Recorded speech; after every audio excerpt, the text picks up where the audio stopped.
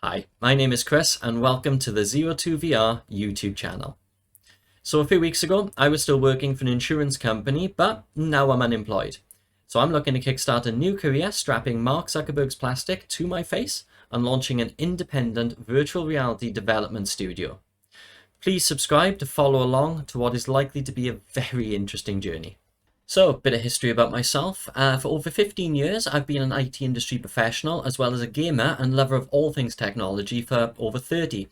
Whether it's the latest in 3D printed replacement spinal column discs for medical applications, or a new turbopump design for the Raptor engine for the Falcon rockets at SpaceX, it doesn't matter. I find fascination with all facets of technological progress. Though, despite a more rounded view than most, when it comes to technology at the very least, when it came to VR, I could only see and was only interested in one thing: gaming. Then my grandma set me straight. Around 7 years ago, I was visiting her at the care home where she was living. Unfortunately, she was afflicted by acute arthritis in her relative early years, so at this point had been living flat on her back for nearly 3 decades. Despite this, she was a relatively happy woman still, and had an amazing ability to get rid of vodka better than a sailor's stag do.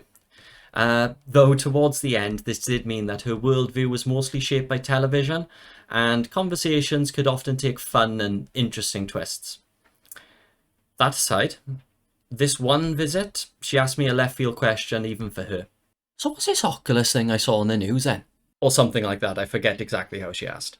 And I didn't know how to answer straight off. Now, she was referring to the news that she'd seen at the time that Oculus was being purchased by Facebook. I refused to call it Meta. After a brief second, I thought I had something. She was a bit of a film buff, so I asked her, have you seen Lawnmower Man?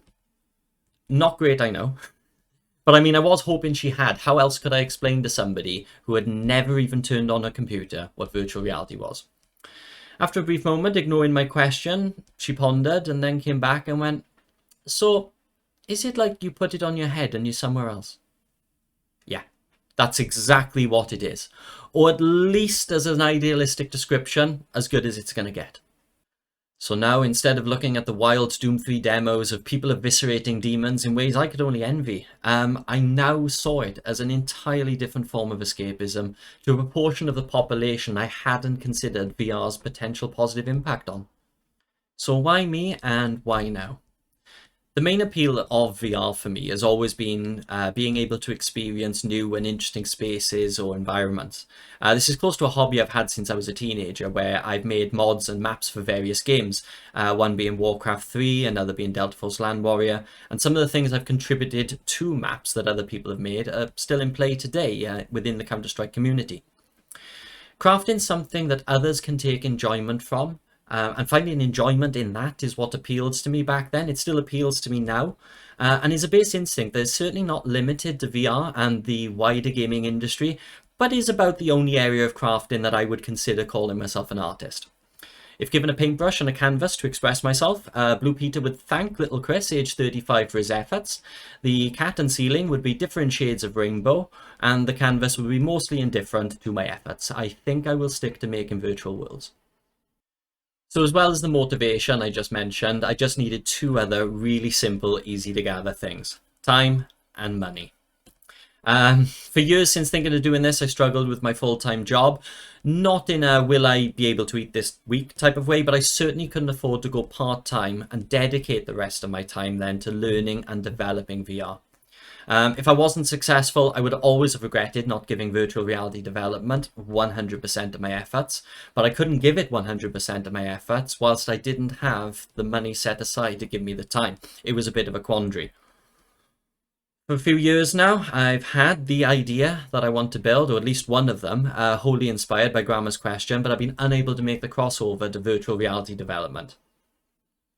Then my employer didn't need me. Everybody in the company was offered voluntary redundancy. So not a massive amount of taken, but enough for me to keep the lights on long enough to see if I can make virtual reality development my full-time career and succeed. Or fail.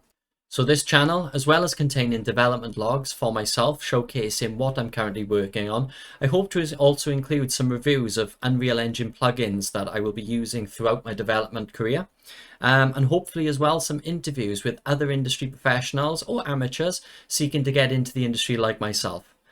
Please subscribe and follow along for the journey. It should be a good one.